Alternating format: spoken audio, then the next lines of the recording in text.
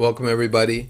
This is Plutonic Planes, and I have a guest, Anna, and also I'm guesting on her channel too. Anna, you want to share your channel and your details? Yeah, my name is Anathea, and I have a YouTube channel where I talk actually about the Venus star point. I talk about Venus, but I'm also a divine feminine educator. So my emphasis is really about relationship. So it's the astrology of relationship and intimacy, and ultimately it's intimacy with yourself. Also wrote a book, Empower Yourself by Loving Your Body, The Woman's Guide to Reclaiming Yourself as Sacred. And so I plan to read my book on my YouTube channel as Oh, well. So really? I'm, yeah, That's yeah. So I hilarious. mix in astrology. It's like I have so many projects. It's like, how do I put all of this together? But all things relationship. And, in the Native American way, they say omatakiwasa, and it's like you're in relationship with everything. And so our whole world is all about finding the one, finding our beloved, right? But it's really, finding yourself and really truly loving and finding the joy in your heart of just being you. And so anyway, that's my specialty is like, you're the one you're seeking. You're the one you're looking for. And then Anna's specialty is also Venus, The Venus star point. and we all know that my specialty is Pluto. So we're gonna have fun today and talk about what's going on this year because I think it's very much related to the Venus star point, to Venus in relation to being abducted into the underworld, that whole story with the conjunction in January, and we'll get into that. So we're gonna talk for a while, share insights on this year, what's going on with the Venus star point and Venus and Pluto as well, and the retrograde in the fall, Venus and Scorpio, and yeah, we'll get started. And anything else you want to add on it? Yeah, that we just started the new cycle. Venus, like you're the Pluto guy, I'm the Venus woman. That's what I love about our Yeah, connection. yeah, And yeah. and what's Pluto? Pluto's transformation. What's Venus? Relationships. What are we here for? Is to really be in the mud and all this drama and trauma around, love and heartache and so Pluto Venus is the ultimate of what we're here for is transforming relationships. And that's authenticity because Pluto just wants authenticity. He just Yeah. wants to destroy all the shit, all the Yeah. show, Yeah, yeah, showy yeah. aspects that aren't real, that aren't true. You So know, they just started their new cycle. So so they just came into conjunction. What was it? January the 9th? Did I say January the you 19th? said January the Yeah, January the 19th. 19th. Yeah, In Pluto Aquarius. at And so, three that happens degrees. once a year. So they just started and it's so funny that we're doing our first video with this new cycle starting, you know, Yeah, that's perfect. the Pluto man, the Venus woman. Yeah, yeah. So that's what it is from the. I'll explain a little of the Pluto side for your viewership. So the Pluto side for me, as I see it, is always just the authentication of things. Whatever is not authentic will be purified through Hades, through the underworld.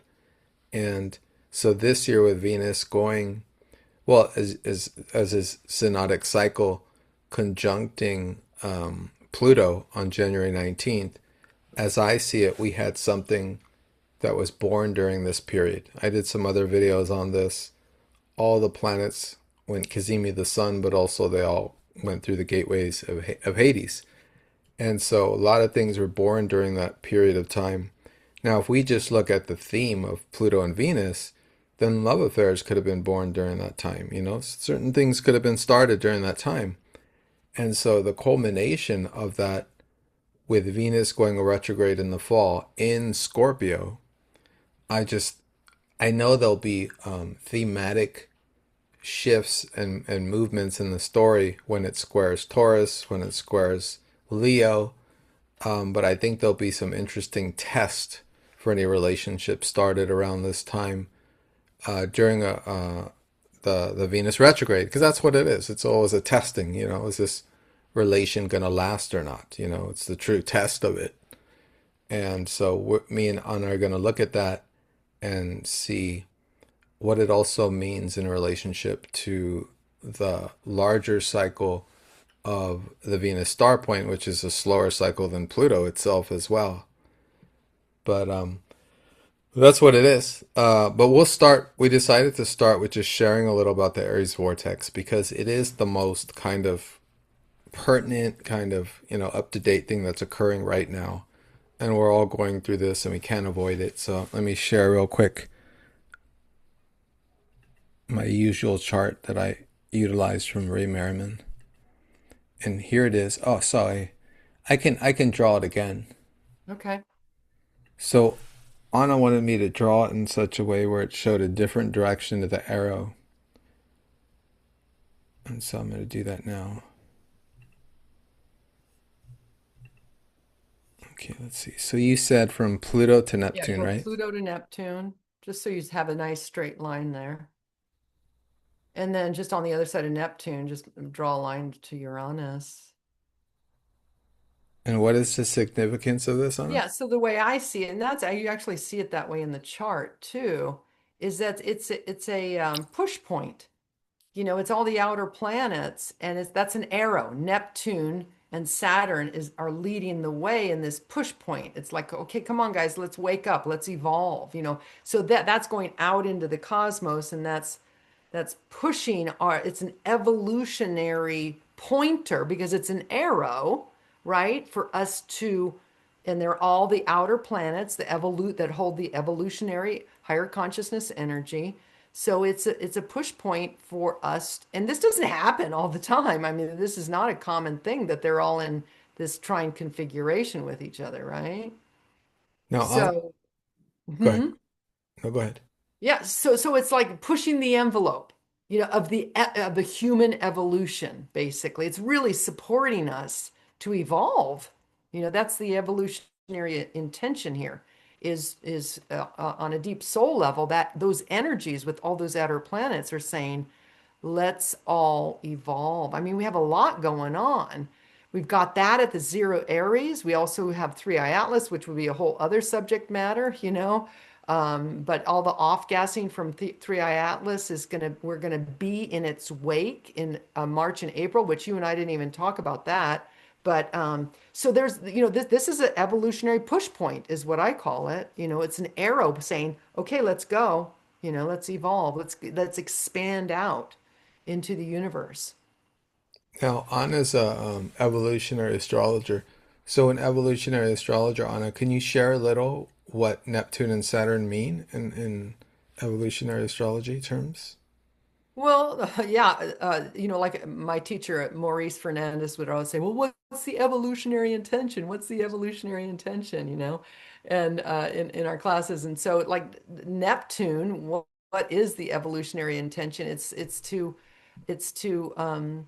dissolve, it's to open your heart, it's to get beyond me, because Neptune is a transpersonal. So the lower frequency or the lower octave of Neptune is Venus. So Venus is my relationships, my house, my boyfriend, my children. But Neptune is we're all connected. So the evolutionary intention of Neptune, I would say, I mean, there's many different ways you can say it, is to expand to a greater awareness, you know? And then Saturn, one of the evolutionary intentions, I believe, is to learn right from wrong. There's man's law and there's universal law. And so man's law is made up by our programming. And universal law is held within Neptune, Pluto, Uranus, those evolutionary transpersonal planets that hold those higher frequency energies. The ones close to Earth, it's all me, mine, personal, you know. Wow, thanks. No, that's great. And then, so this is the Aries vortex. It's occurring in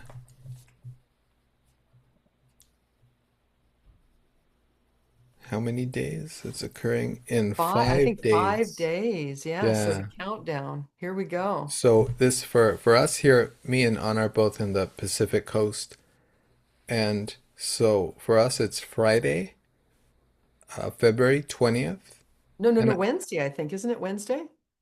no, the not the eclipse, but the Aries vortex, the 20th. Oh, it is. Oh, I thought it was when I thought we talked about it. No, no, the eclipse is Tuesday. I don't know why we said Wednesday. I know. Why Wednesday's did the we say Wednesday? Because you're right. It's Wednesday's the Friday. 18th. It's Friday. It's Friday. Yeah, Yes. yeah. So Yes. it's Friday, the day of Venus, and it's going to be Friday on the 20th. And you said it's going to be conjunct for about 3 hours. Yeah, I looked exactly at it. And it's going to be a trip. So it's at 0 degrees 45 minutes Aries, and it's going to start at 8:18 a.m. and it be exact in exactitude until 11:46 a.m. So if you can take that time to be, make a wish, because this is about new beginnings. This is the very first sign of the zodiac. And what is it? What is it, Mario? Is it 6,000 years since the last time this conjunction happened in Aries? Do you know? I think it's been 6,000 years. Yeah, yeah, yeah. About 6,000. That's correct. Since it happened in Yeah. Aries, right? Yeah, Five, six in Aries, thousand. exactly. Mm-hmm. So this is powerful. Now, what's interesting for me personally, I'm going to be online at 9 o'clock, so 45 minutes later, in a Venus Star Point study group, a research group that day, That's cool. right when we're doing right at the maximum of the conjunction.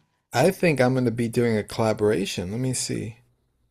Let me see when my collaboration is with my buddy Gary. We're going to do a collaboration with,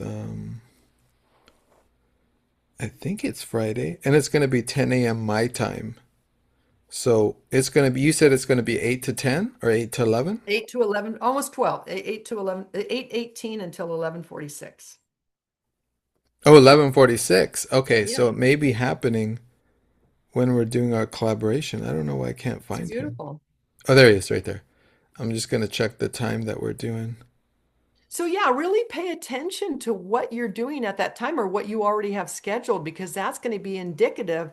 I mean, that's magnifying this new beginning for you, you know? Yeah, mine's going to be 10 a.m. on the 20th. I'm going to do a collaboration. That's Isn't cool. that interesting that we already have something scheduled that's Yeah. powerful for us both personally? And so Oh, yeah. maybe for the listeners, it may be the same. You may already have something scheduled. That's how astrology works.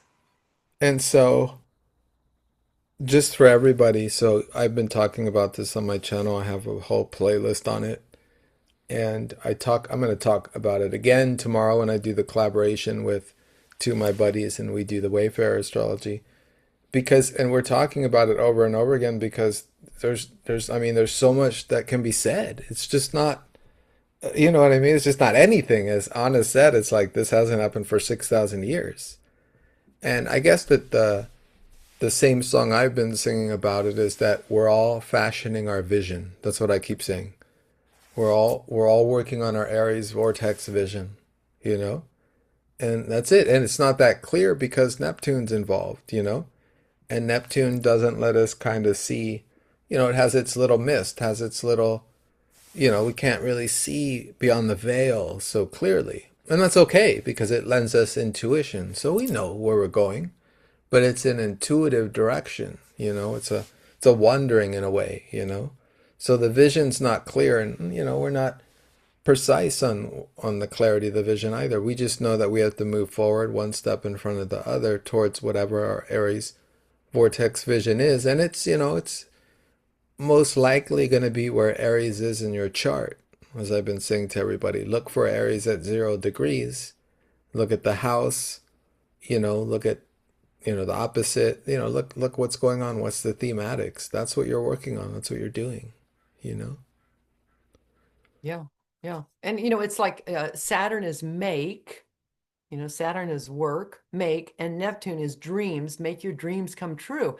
And it's in Aries and so Aries is the individual.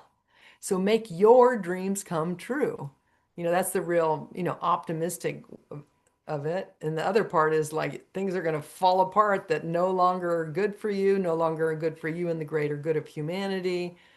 Because Neptune is like all of that misty stuff, but it's also, under Neptune knows unequivocally that we're all connected, and there's been such separation and polarity and for us to really get that no, if I hurt you, I'm hurting me, you know? Well, beautifully said. You know, the biggest issue is has always been polarity. You know, put these people against each other so they don't look at me. You know, Yeah, and that's just that's the tried and the true. That's the exhaustive attempt to manipulate that power it utilizes, and it's been going on for thousands and thousands of years. And we hope that this kind of vision will make clear that no, there's no separation. You're never alone. Anything you do, you're doing to yourself as well. Like there's no polarity. There's no need for. There's no rather to be said. There's no need for the conflict of polarity. Not unless it comes to some culmination of awareness, because the medicine is always in the opposition anyway, right?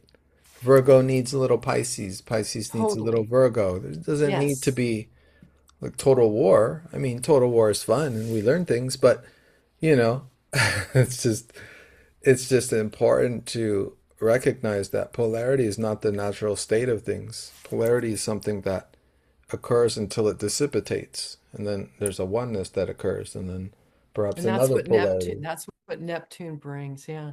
You know, Mhm. one of my teachers, I like this saying.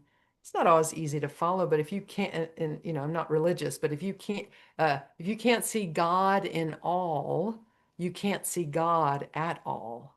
Oh, I that's a love that's a cool I, phrase. I love that saying. You know, we get busted. Okay, busted, because it's like, okay, yeah, you're right.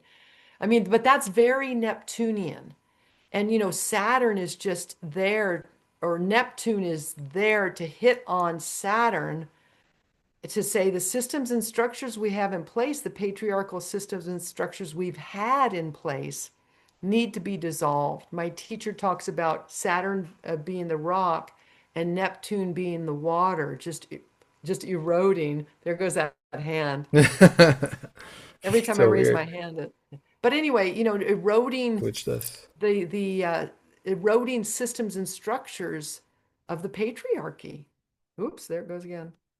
Yeah, even in human design, with the shift to the right angle cross of the sleeping phoenix, the new godhead that's under that particular right angle cross destiny is going to be a feminine goddess. It's not going to be a god like in the right angle cross of planning. So that's interesting. You know what I mean? So it really is going to be a kind of shift, in that I sense. sure hope so. But it's really a rebalancing of the masculine and feminine energies in all of us being able to soften, but soften into our own strength and power. So it's both the masculine and feminine energies. Yeah, well said. Well said. Okay, so that's enough of this. Let's move on to the next. So did we decide, did you have a chart to pull up too? Or did we decide to pull up a chart? I didn't We have can any. either just talk about it. By the first date that we want to talk about is what happened January the 6th, Oh yeah, let's do that. you know? But I guess what I could do, if you want me to, I can show the picture of the Venus star point. That'd be great because I think my audience might appreciate some education on the Venus star point. I took a class on it with an astrologer online, and it was really informative, but it was a lot of info. It is. It's a little overwhelming, like every feminine energy, it's pretty complex. Um, and so I don't know if everyone knows, but Venus has this beautiful journey where she is an evening star for a certain amount of time, and then she disappears out of the sky, and then she's a morning star. And it's this rhythm, not every 9.5 months that she does this.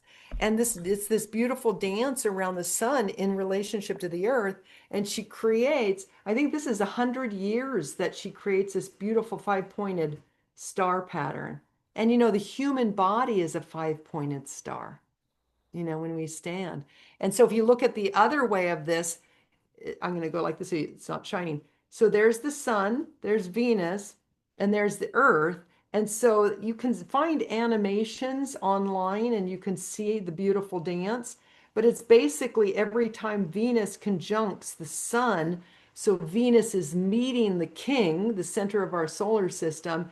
and she comes into a conjunction, either a superior conjunction or an inferior conjunction, meaning she conjuncts with the sun wherever that point is, and she's in between the earth and the sun. And the exterior conjunction would be when she conjuncts the sun, but she's on the other side of the sun from earth. So she has this beautiful rhythm. And when she's close, when she's on the interior conjunction, that's the retrograde. Oh, wow. So that'll be what's happening in October and November. And I think I Hmm. have the dates on that. For everybody, that'll be October 3rd through November 14th. That'll be the Venus Right. And the retrograding exact in Venus Scorpio. star point is October the 23rd. Oh, right in the middle of that. Uh-huh. Yeah, and that's how that works. And that'll be Venus retrograding from 8 degrees Scorpio to 22 degrees Libra. And then on November 15th, it'll station direct. That or the next day, it'll station direct and it'll go on through Scorpio again for November and December. And no, no, So sorry. she No, it'll goes be all the done. way back to Libra then. It'll be done. Yeah. Yeah, right, right. So then when she goes direct, she'll go through Scorpio again in November and early December and then on to Sagittarius. What are So the dates on that? Just so I have it written down. I didn't check those dates. What? October 3rd to November 14th. Yeah, and right there is, the conjunction, the Venus star point conjunction, which is when the sun and Venus come together, is October the 23rd at 0 degrees Scorpio. Zero Oh, degrees. wow. Yeah, What? yeah. Are you serious? I'm not going to tell you where that is in my chart, but that's at a significant point in my chart. Well, it's 3 degrees from a significant point in my chart. Interesting. Yeah, and So, when we're talking Venus star point conjunctions, we don't use like an orb like 10 degrees or even 5 degrees typically, but this is all research, it's everything is up through observation. You're using a 1 or 2 degree orb oh, really? with the Venus star point. And Yeah. is that for also for my own personal Venus star point and your personal Venus star point? Yeah, yeah. If you want to look at those, yeah. So because Wow. it's such a slow it's slower than Pluto, you know. So it moves very, very slowly. But again, and I told you this earlier, this is going to be the last time this Venus star point in the middle of that retrograde in October, right? It's going to be the last time it's in Scorpio. It's been in Scorpio for 100 years. And then 4 years from there, it's going to start its journey through Libra. So things are going to lighten up, hopefully. It's been so heavy, right? So, Yeah. underworld journey here on Earth. Wow, that's interesting. Will that affect Libras? Will that affect you? Well, I have, it goes opposite. So it goes clockwise. So it starts at 20. I think the conjunction is going to happen at 28 degrees, but it starts, at 29 and goes to 0. It goes opposite. It doesn't start at 0 and go to 29. It goes the opposite Oh yeah, of direction. course, because So, it's going from Scorpio to Libra. So yeah. but my Venus is in at 28 degrees uh Libra. So yeah. Oh wow, okay. That's So cool. yeah, lots of there's always something happening in people's charts. It's just what's nice is to be running with the energy as opposed to against it. That's the beauty of astrology is, you know, um, either getting astrology readings or understanding how these transits are hitting your planets. And that'll And be for you guys that because a friend asked about this. So as I was saying, there's some things that were incepted around this time, January 18th, when Venus conjuncted Pluto. So if you guys have out there have planets that are in Aquarius, basically the fixed cross, Aquarius, Leo, Taurus, or Scorpio, and I mean basically any degree, right? Because that fixed cross is going to be hit hard by this Mercury in Scorpio retrograde in the fall. And that's kind of like a return to the underworld because Venus went into the underworld on January, I'm forgetting the 19th, on 19th, because that was a conjunction. That was an abduction to the underworld. right, So the right. revisitation will be with the opposition. when Venus goes into Taurus. It'll be with the square once Venus goes into Leo.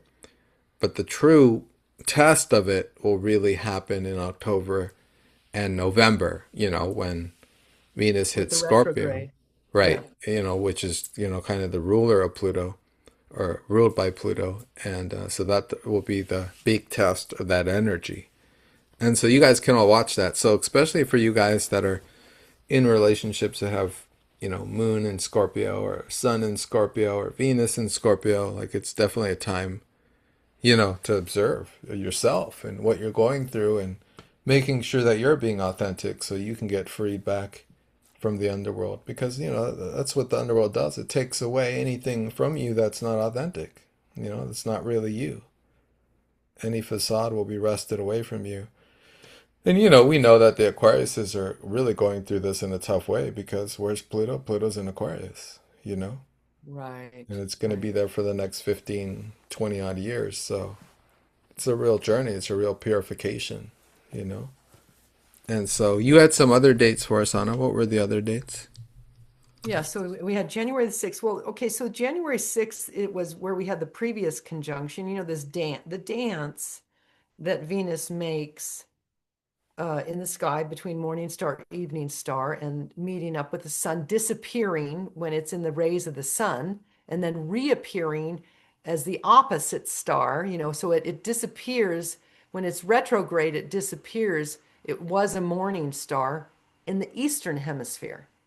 Then it has its conjunction with the sun, and then it reappears as a evening as an no morning star. I'm sorry, morning star after the retrograde, and then it has its conjunction with the sun, and then it reappears as an evening star, and that's what it's getting ready to do right now. And an evening star in the western sky after the sun sets. So January the 6th, it was in Capricorn at 16 degrees. So the range for this year with Venus star point, that animation that I showed you, or that picture that I showed you, is January 6th was an evening star Capricorn, and then October the 23rd is a morning star Scorpio at 0 degrees. And that goes with the retrograde, everything that you've been talking about. So that's coming up in October. But between all of that, there's a lot happening. We've got the Aries vortex, and then I'm just following what Venus is actually doing when it's hitting these outer planets, like what we talked about earlier. You know, you're muted. Yeah, sorry. So then, okay, so then from the Aries vortex, we have, there was another date that you showed. Oh, the Yeah, so March 6th, the March 6th, 7th, and 8th. totally. So basically what happens is we've got the Aries vortex, but Venus is behind it. And it had that conjunction with Pluto, right? And it also had the conjunction with the sun, and it also had the conjunction with Mars and all the personal planets too. Like you said, they all went through Pluto. But then it's still behind the Aries vortex. And so I was curious, when is Venus going to be conjuncting the Aries vortex after it has its exact conjunction? So I looked, Oh, and that's wow. March 6th, 7th, and 8th. Wow. I was just responding to a viewer who was saying something about significant things happening in March. And I was like, I just know the eclipse on the 3rd, the Mercury retrograde in Pisces, but I didn't see anything else when I was looking. And so that's a good one. March 6th, 7th, and 8th. Yeah, so March 6th, it's approaching. March the 7th, this is what I saw, and I noted it down before we got on. March the 7th, it's exact with Neptune. And of course, it's Venus, Neptune. Venus is the lower octave of love. Neptune is the higher octave of love. Venus is the personal expression of love. Neptune is the transpersonal expression of love, right? Okay. They're like they're they're partners in crime around love, right? Neptune and Venus. And so that's on March the 7th. And the March 8th is the next day. It's going to be conjunct Saturn. So really power days are the day before when it's culminating, the day of 7th when it's right there exact with Neptune, the day after, the next day is the 8th. exact with Saturn. And Venus Saturn is kind of like Venus Pluto, but in a whole different way. Venus Saturn is lessons around relationship. Venus Pluto is transformation around relationship. Another thing to add to that is just like the Aries vortex is in opposition to the September 21st solar eclipse, this particular time period of March 6th, 7th, and 8th the 7th is exact opposition to the lunar eclipse that occurred on September 7th last year. So Oh, this is a wow. so that's an opening of whatever really occurred, you know what I mean, on that Yeah, yeah, particular yeah. day. Because we all Awesome. know on my channel that we talk about the eclipses. The real meanings of the eclipses is not revealed till later usually. There'll be hints, you know, but really it's not fully exposed till later on. That's interesting. Super interesting. Yeah, it's funny. Like that's why how deep astrology can go is these cycles upon cycles upon cycles, and how it's hitting, and you're not really. What was it that I recently realized? It's like here I am an astrologer, and I just like, whoa, it hit me in the face. Something recently with my chart. Oh my God. Or us, you and me, we just realized my north node or my Venus is on your north node. Or no, my rising sign is on your north node. Yeah, Yeah. right, which is super powerful I know. for success. So that's a good one. And then, so we got the March 6th, 7th. You said something about April 23rd. Venus is going And to. then June 9th and July 11th. So basically what I did was we've got that conjunction with the sun, Venus star point, and then I was like, okay, well, what's Venus doing after that? So she's hitting the Aries vortex, and then after that, she's conjunct. Yeah, she's hitting the Aries vortex March 6th, and then after that, she's going to be conjunct Uranus. After that, she's going to be conjunct Jupiter. After that, she's going to be conjunct the South Node. And so I just ran the pattern of where her journey and where she's touching before she has her next conjunction with the sun is what I was looking at. Let's go through each of those because I feel like it's very significant, especially in relationship to the financial system, Yeah. because Yeah. Venus rules, our Money. financial system. Yeah. Yeah. So okay, so let's start then. So with it hitting the vortex, that's fascinating. That could mean that on those dates around that time there could be something really fully implemented. And I think that's around the time Yeah. that I don't know if you heard of the Clear Act. They were trying to pass something for the banks for crypto related activity in Hmm. January, and it didn't go through. But I heard the president might be signing that into law around And that this is time like a period. super negative thing or? It's kind of like the banks taking control of crypto. Like it's a lot of other Yeah, added details. that's It's like not, a, yeah. it's like another level of trying to create the digital concentration camp financial system. Right. Okay, so now watch. So there's an overlay here that I see immediately that I just got. So that's March 6th, 7th, and 8th. But then we immediately have April, Venus conjunct Uranus. We're going through that. Remember what you showed the picture of that push point, that evolutionary push point, right? And so then it's going to do Uranus. I mean, prior it did Pluto, but then April the 23rd, it's going to hit Uranus and Taurus. That's money again. Uranus is, computers and Coinbase and, crypto. And Taurus is Venusian, is, Earth resources, money. and 29 degrees at 29 degrees. That's the anaretic degree. That's pretty intense. So there could be rebellion. I do not consent. I do not consent. I do not consent. so so on my channel I have one of the talks. I think it's the one I did with Gary and Isabella where we picked dates, and then Isabella did the crystal ball and she did the cards and Gary kind of like led us through it, and I picked the date April 10th to April 18th because that's when there's going to be a stellium in Aries with almost like 8 planets. Chiron's going to be in it too. But it's a rebellion signature though. It's Aries and it's hitting the Aries vortex. And It's so it's like, going to no be, way. The area's going to be no way. This is not, I'm not going to let this happen, you know? it's not happening. Yeah, exactly. And that's my feeling of it too. And with it, and so with Venus hitting Uranus, and 3 days later, Uranus will go into Gemini permanently.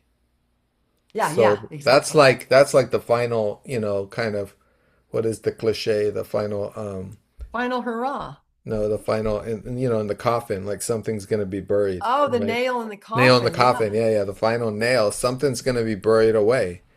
And hopefully that'll be the digital system being impossible to bring forth in an overarching way. We're already in a digital system. What's the problem? We have cash, we have metals, we have a digital system. Let's use it all. Well, decentralized Yes, is, yes, yes, you know what I mean? yes.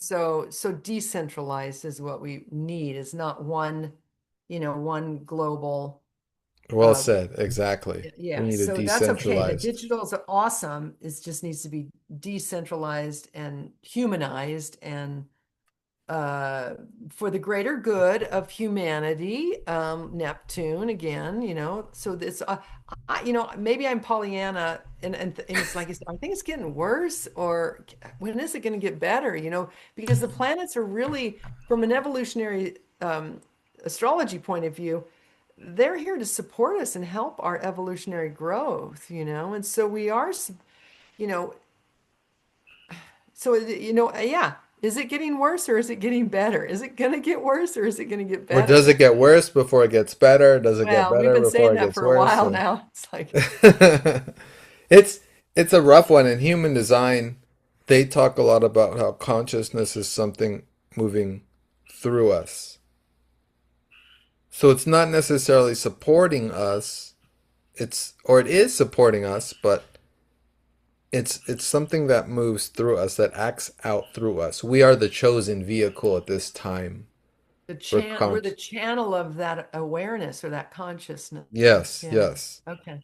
And of course, they say they may change in 2027, but irregardless, we will still continue to hold consciousness within us.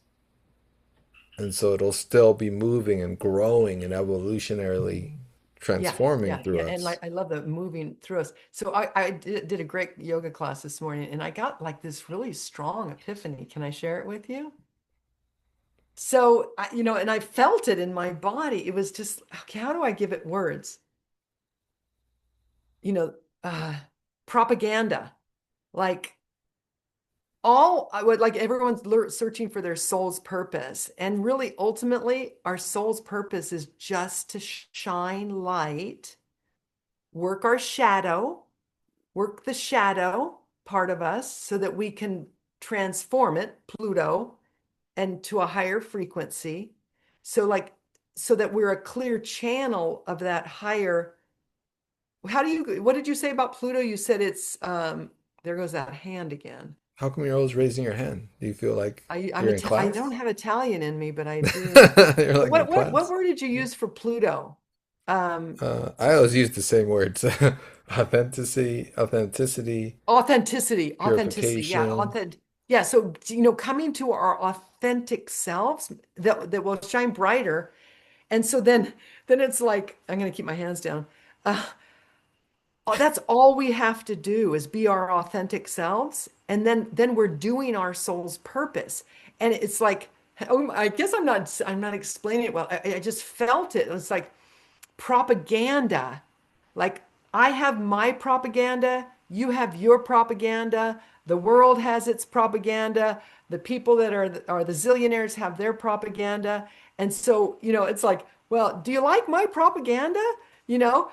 I've been working my channel that I bring my propaganda through. I've been clearing my energy. I've been working my shadow, and but the people that are really um our leaders are like on a psychological level, are like on kindergarten level. Oh So yeah, they oh haven't yeah. been working their light body, their shadow, you know?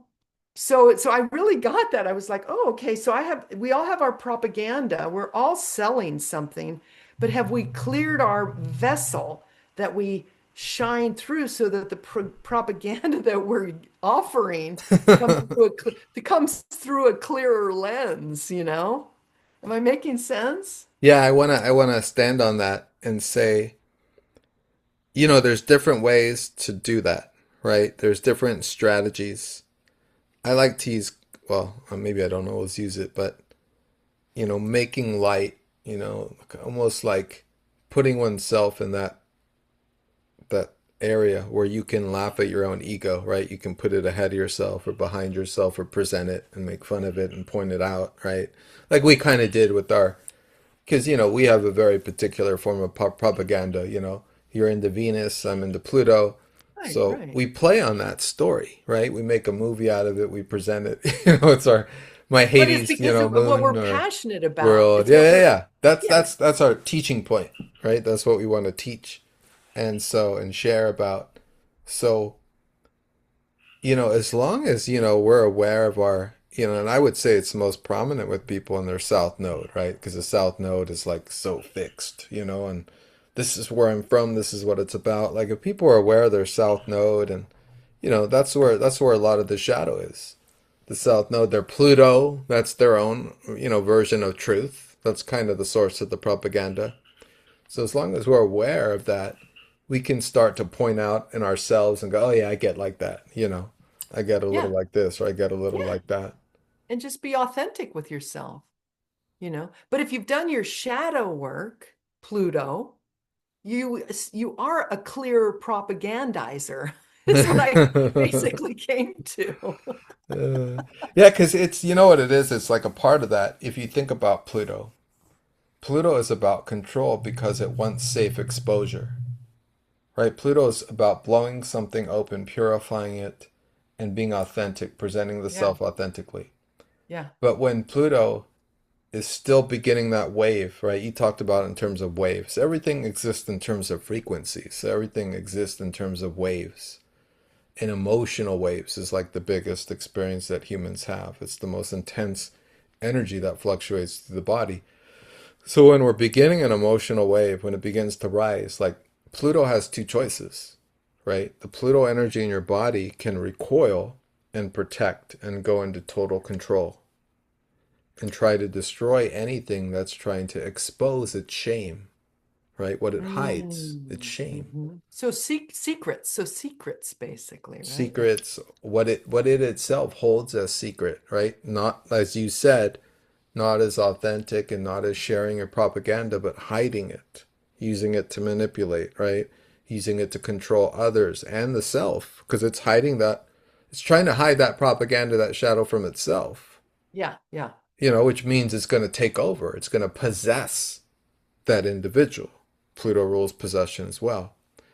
So, totally. so the solution for the Plutonian is to realize that and just take a breath, just chill and realize, oh, I don't have to control things. I'm just going to be who I am.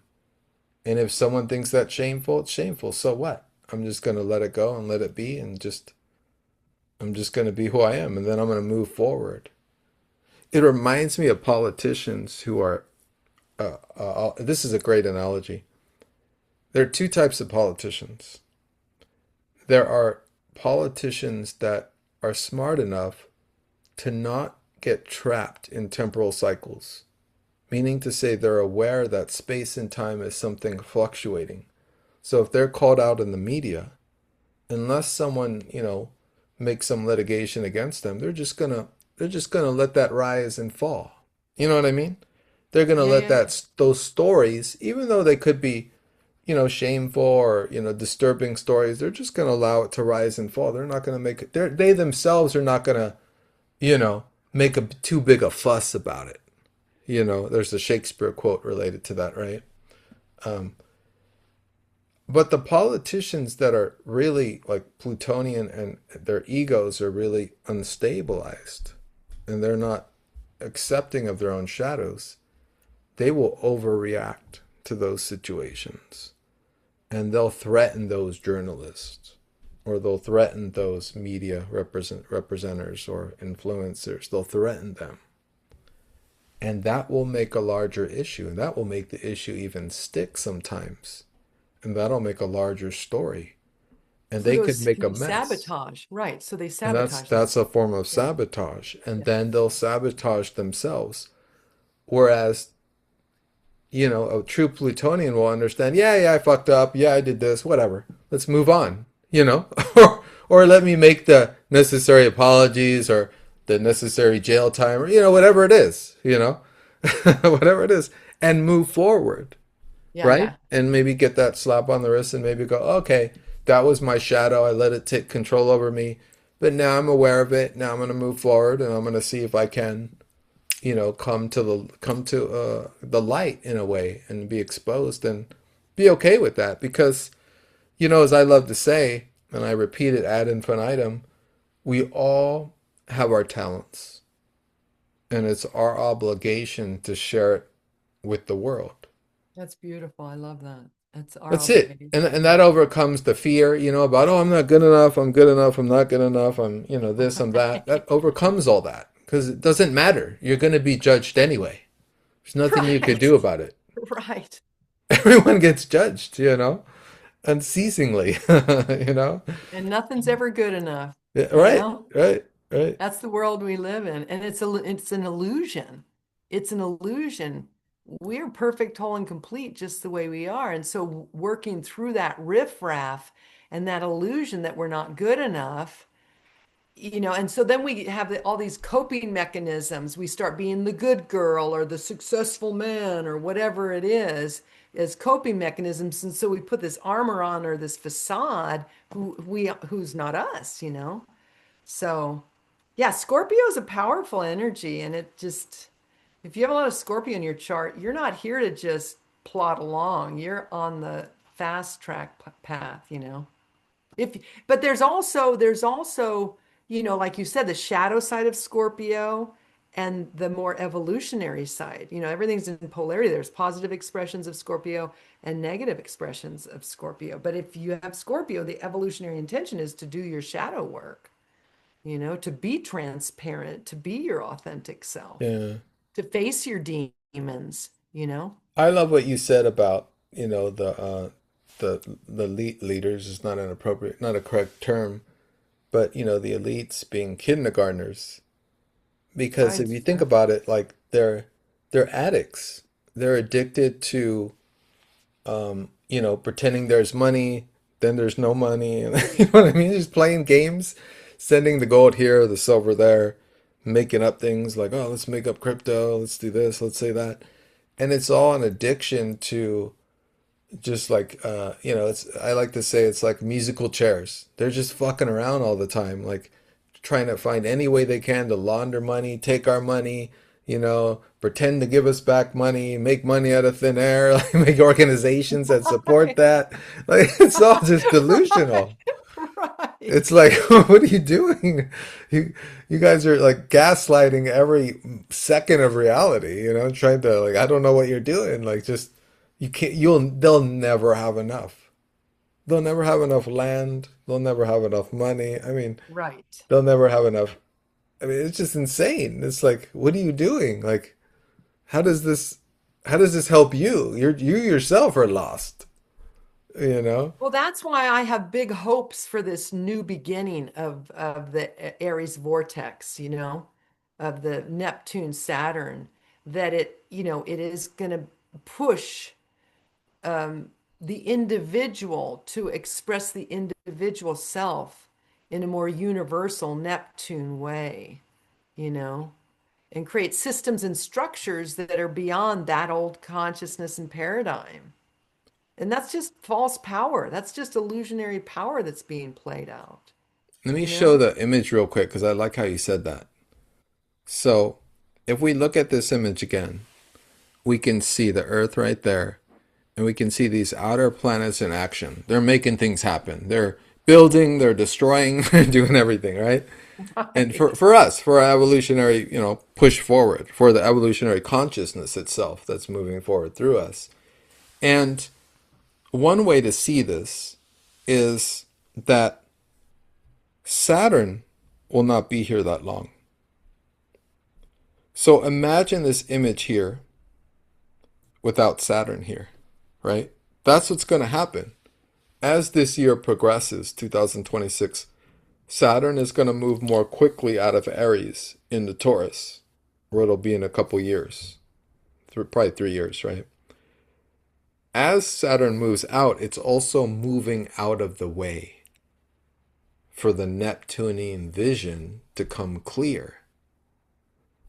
Because once Saturn is out of Aries, it'll have solidified a vision for Neptune to develop and expand. Right. That's a beautiful, I like the way you say that. Yeah. And that is the roughage that we're going to be going through this year is that Saturn is with Neptune and it's like, it's giving us reality checks all over, right? For these new transformations. Okay, we're going to have this, okay, we're not going to have that. Okay, it's just making all that, and Pluto and Uranus are checking it twice and three times to see, okay, we're adding in some tech here, we're adding in Pluto's like that. That falsehood is out. We're not doing that anymore. Pluto's like we're destroying that, right? So all that's going to occur over a period of time with that because that midpoint is the Aries vortex, and but Saturn moving out of it is like an obstruction moving out of it. It's like Saturn's going to solidify what it does, and then it's going to move on to the Earth. It's going to move on to Taurus, and Neptune's vision will be able to be expanded upon after that. So Right. I love the way you look at that. Yeah. I see that as key, as seeing that Neptune's vision will be able to stand, and it'll be incredibly difficult at first for a lot of us because Saturn's there with Neptune, giving the reality checks, but it's going to move along. And then Neptune will light up every degree of Aries as it moves through for the next, what is it, 14 years? 13, Hmm. 14 years, right? Yeah, and like you said, and so Saturn will have done its work. Saturn likes to work. Right, Saturn will have right. done its job with Neptune, and Neptune with Saturn actually too goes both ways. And yeah, I love that the Neptune will be in Aries. And just, Neptune Aries. Neptune is the broader picture. Aries is the individual. So, how do I, as an individual, Aries is super creative, uh, offer my, and what did you say earlier? We have an obligation to give to the world what we're good at. Aries is the survivor, the entrepreneur, the creator, the passion, the passionate person. And so Neptune is like the whole collective. So it's like and the individual and the individual's creative expression and how that's offered to the greater good of humanity. So it's really, I would say, a very supportive energy for us to step fully and totally into our soul's purpose. Now, I was just talking to a gal today, and I said, yeah, you do your soul's purpose, but you always have to have a side gig in the real world, because our soul's purpose is just bringing more consciousness to the world. But it's not a high paying gig, a Sa- doctor, an attorney. Saturn will remind us of that, like, there's enough to survive or something. Well, I told Spirit, I said, okay, I'm here. Okay, I'm here. And, I made some kind of contract to be here. But as long as I'm doing my work, then I've been, not, knock on wood, I feel very, I say, I'm grateful every day for everything that I have so that I can really be this vessel of a teacher of this greater awareness. And it's my version of my own propaganda. This is what I got this morning. So it's my propaganda, but I feel it's really good propaganda. And I hope you're enjoying my propaganda, because this world is so, we're so, we don't even know what the truth is anymore, you know? Oh yeah, that's lovely said because reality is like it's got to a point where some people are saying, oh, all the conspiracy theorists were correct and the coincidence theorists were wrong. But with everything being in such a presentation now, that the mystical is being pushed out, right? Because if you present an image now, it's so easy for humans to excuse it and say, "Oh, that's Archon, that's Archon I, right? That's AI, right?" And Mm-hmm. it's too quick. It's too quick. So where's the mystical awareness of possibility? Where's the excitement? Oh, that could be real. Oh, cool. Maybe that's real. You know what I mean? Before we just immediately dismiss it, which is trying to become the modern temperament. Is that, oh, we just dismiss everything. I showed someone a video, and it was a video of it took place in Benin, Africa, where there's a lot of wizards and sorcerers and a lot of cool Hmm. stuff. And it's a video of a guy, oh, I think a woman, or like they're floating in the sky and they're doing a ceremony, and she's floating in the sky. Okay. This is 15, 20 years old. And a buddy of mine from Ghana shared this with me and was like, oh, yeah, this is a video a friend of ours took in Benin. And so I've been showing it to people to experiment and say how see how they respond to it. Yeah, And they're like, yeah. "Oh, that's AI. You could tell this that." What, this was 20 years ago. Sorry, but I mean, probably AI existed, but I don't think it was existing in our. I don't think you and I were using it. You know what I mean? Right, right, right. So Interesting. one interesting way of seeing it is that they're by by by utilizing this kind of imitation technology, imitation of us, it's almost an attempt also to render away the mysterious, right? That we can just dismiss it as being, oh, that's tech, that's tech. So Yeah, then which where's is the unfortunate, but that's the if you want to call it psyop, to get to the point where we don't really know what is truth, you know? And I mean, we're not on steady ground right now, but we have to be mobile. We have to be flexible. We can't be rigid. We have to be mobile and that's where the magic happens. That's where we can fly, maybe, you know? So just being able to not grip onto life because I feel like things are just shifting and changing and non-attachment. You know, all the spiritual concepts, yoga, even just having been a yogi for so many years have really helped me through these times of non-attachment, that everything is an illusion, you know, chasing money, you can't take it with you. You know, all of these things that are structured in our society as being successful. So maybe I got off on a tangent, no, no, you but got me excited. I'm just waiting for my time now. I'm gonna go okay, off go on for it. You Neptune go, and go Pluto. for it. I'm all excited. So I was just gonna say, so the truth is ultimately something relative because it's the point in you that recognizes the frequency of something outside of you, which is really not outside of you. The minute of recognition is the minute you're vibrating with it, that you're in frequency with it. Mm, Hence the reminder that there is nothing outside of us. Hence the reminder that all this externalization is the Neptune veil. Hence yeah. the reminder that Pluto is truth in presentation. It's the truth we're coming to terms with over a period of time. Wherever your Pluto is, wherever my Pluto is, that's the truth of our life that we're coming to terms with over the period of our life. Wherever Hmm. our Neptune is where we see the glossing over of reality. But reality is not something. I was talking to a coworker about this the other day. There's all these words that have been born from Western academia. Words like skepticism and words like critical. I mean, skepticism is the key word, but another one is like belief, for example. These are all words that externalize knowingness or attempt to. Because really, whatever you believe, anyone could believe it. You could believe anything you want. Doesn't make it real or true. Right. What you know to be true is what you know, and you either know or you don't.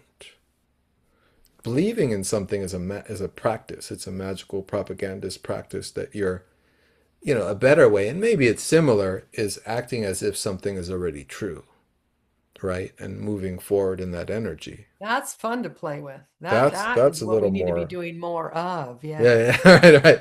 That's a little more kind of like deeper metaphysical quantum, style awareness. But certainly there's we have to remember that when we interact with things, whether they're people or circumstances or moments or the Aries vortex on Friday, it's so important not to get lost here in the mind. You know what I mean? Not the fall, because that's Oh the yeah. fallback. That's the danger, is to fall back into the mind. Go, I'm skeptical of what just happened. Well, why are you skeptical? You're skeptical because you weren't present and you left your body and you weren't there for the moment to experience it because you either knew it or you didn't. You either experienced it or you did not. You were either here in your body or you weren't. And that's how you knew it. We don't just know things through this. You know, the planets are organs that move throughout us. We know Right, things right. from kinesthetics through touch.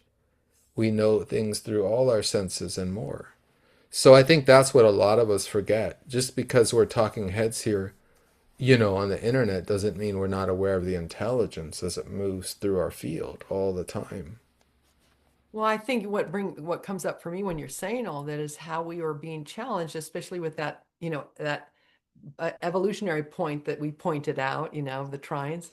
Um, we are being challenged to become feeling beings instead of thinking Yeah, you beings. said it. You said it. And we believe everything our mind tells us, and our mind is telling us a lot of lies. You know, Probably the biggest one is that we're not good enough, I don't know you know. about you, but I'm not. Just kidding. I'm good at No, it. but it's a core wound from Oh childhood, yeah. you Oh yeah. know. Especially Virgo energy. You know what I mean? Virgo's Oh like, my God, yeah. It's 4 in the morning. I haven't done enough. Let me Right. do I more." haven't done enough. No, yeah, go, go, go. And our Yeah. society is like that too. It in the Western world we have Yeah, like in the a Western it's world, it's yeah. a Virgo dominance. It's a mental. It's the Western world is all air. It's all mental. But the irony is all these outer planets are in air and fire. So they're all in masculine signs, except for Jupiter right now. We have Jupiter in Cancer expanding the motherland, the Right, mother, right. nurturing. And that's great. But in the summer, Jupiter's going to go into Leo, and then Get it's all ready. then it's Yeah, all get fire ready. and air. It's I all know, fire and fire and air. air, exactly. From water, earth to fire and air, all the outer Yeah. planets. Yeah. Yeah, So that's yeah, we've got intense. to learn. The only way we're going to survive, we think we're like overwhelmed now. We've really got to learn how to ground ourselves and feel our feet and be in our bodies, you know? I think we're going to go through a rite of passage. I don't think there's anything more to add. You just said it. I mean, being embodied, that's the gold. That's really the Yeah, gold. There's nothing yeah, really else than that. Whatever happens, happens, but be there when it happens. Be here when it happens. You know? totally, Go through totally. it. Yeah, yeah. Whatever you need to do, whatever you need to feel. Well, see, that's Scorpio, coming back to Scorpio again, though, like, stuck emotions, shame, breath, movement, sound, doing your shadow work involves moving. It's not even you. It's a frequency inside you from your lineage. When you do your healing work, you're healing, they say 9 generations back, 9 generations forward. But you're in your body, you're holding your family's dysfunctional patterns. And so as you clear those out of your body, then you're able to be in your body. I mean, have you seen that? You can actually see people that are armored up. They're kind of like, they're not they're not, and I'm not saying I'm perfect at it by any means. I have plenty of shadow work I could still do. But we literally get stuck in an emotionally unprocessed, we can an emotionally unprocessed human body, where it's literally stiff and rigid and unprocessed. Oh yeah, I mean, Have it's you ever it's noticed that? Have you ever noticed that before? of course you see it in people all the time. I mean, you see it in their Yeah. expressions. You see it in like the doled out eyes, or Right, you see it in the right. posture, you see it in the movement. Oh, And we're not here to be sedentary beings. I mean, we're here to dance. We're here to move our bodies every day. I mean, that's the key. I mean, I don't know how often. you know, at some point I just become a propagandist machine for like, are you exercising? You know, if you're a generator, are you exercising every day? Are you exhausting yourself, right?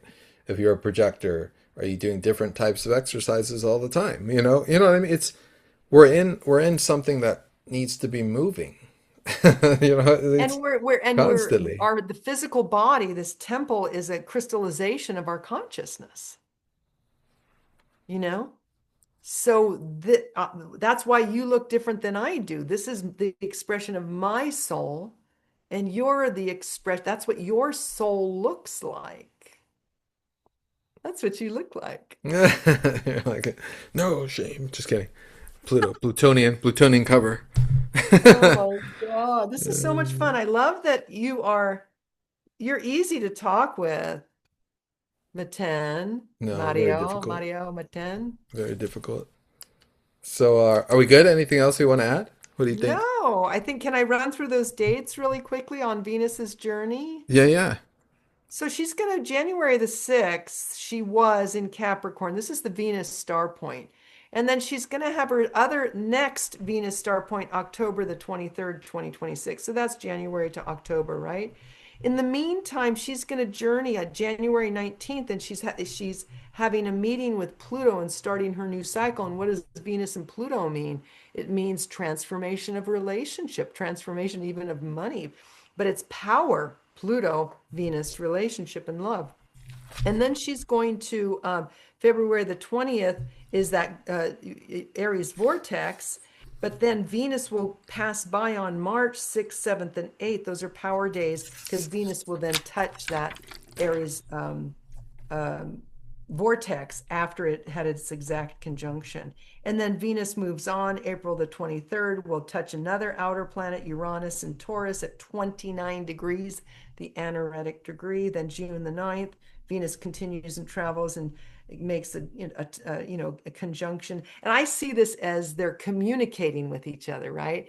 And so Venus comes and she dances with Jupiter at 25 degrees Cancer, and then she dances with the South Node in Virgo on July the 11th. And by that time, she's ready to come and have her next conjunction, which I said in the top of this, what I just was speaking is in October the 23rd, 2026.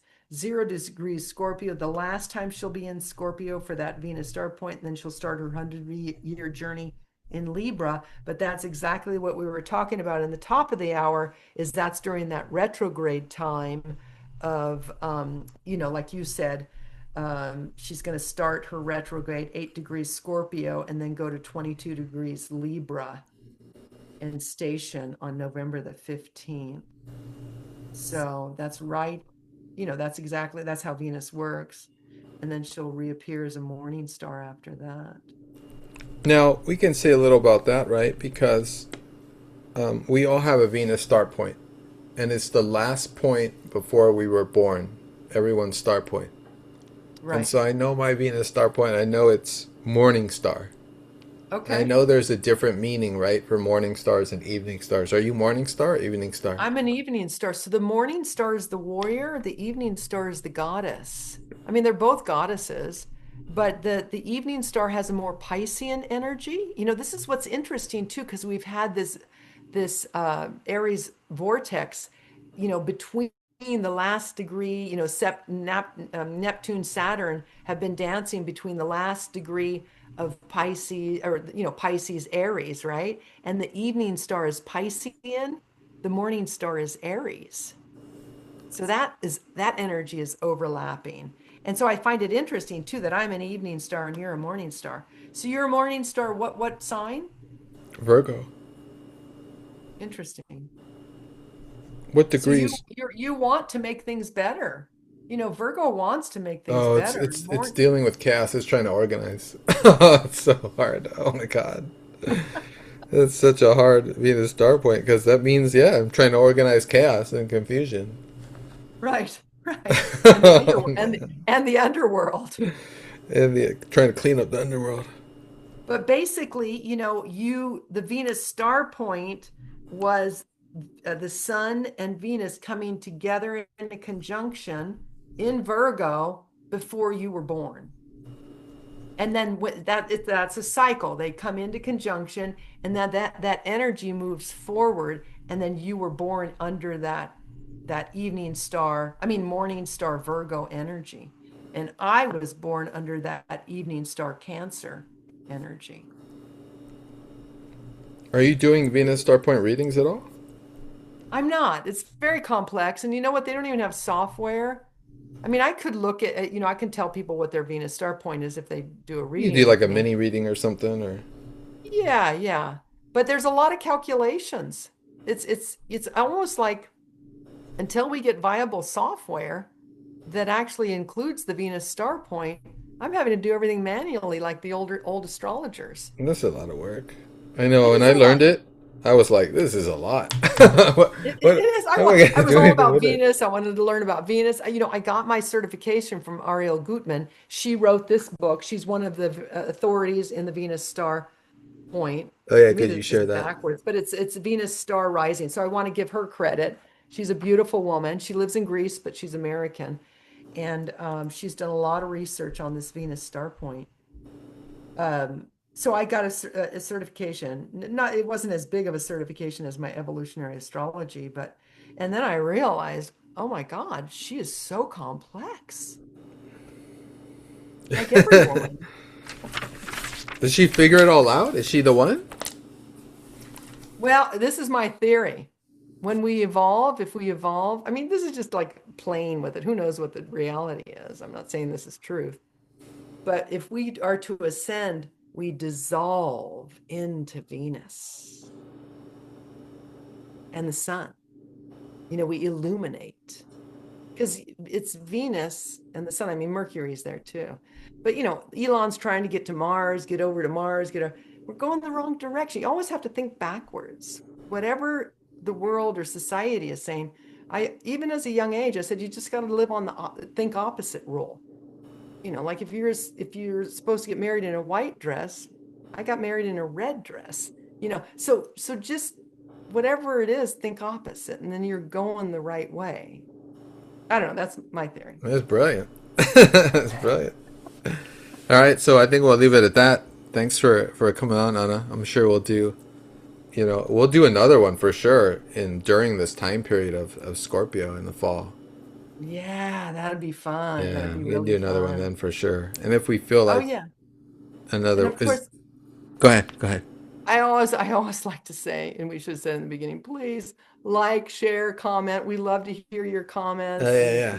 Yeah, feedback. ask us And questions. Like you can yeah, answer questions on the Star Point, yeah. and she can answer on both on my channel as well. And yeah, thanks everyone for watching. Really appreciate. And check out both our channels. If you're Yeah, thank listening you, and you don't know Mario, for mine, us you know getting together. hers. Oh, wait, can we say one more thing? Because we were talking about truth and realism. You and Of I course, go ahead. have physically met. I mean, we know each other and we Oh are, yeah, yeah, yeah, yeah. That's cool. we're not like just virtual friends. We actually see Yeah, each we were other. doing the psychic fairs together. Anna was Yeah, reading her destiny cards, yeah, and I was doing readings. that's how And we yeah, met. So we are physical beings. like we really are. Uh, yeah, okay. So thanks so much. Thanks, Anna. And till next time, till we do our part two. Thank you so much, everyone. Thank All you, right. Mario. See you, everybody.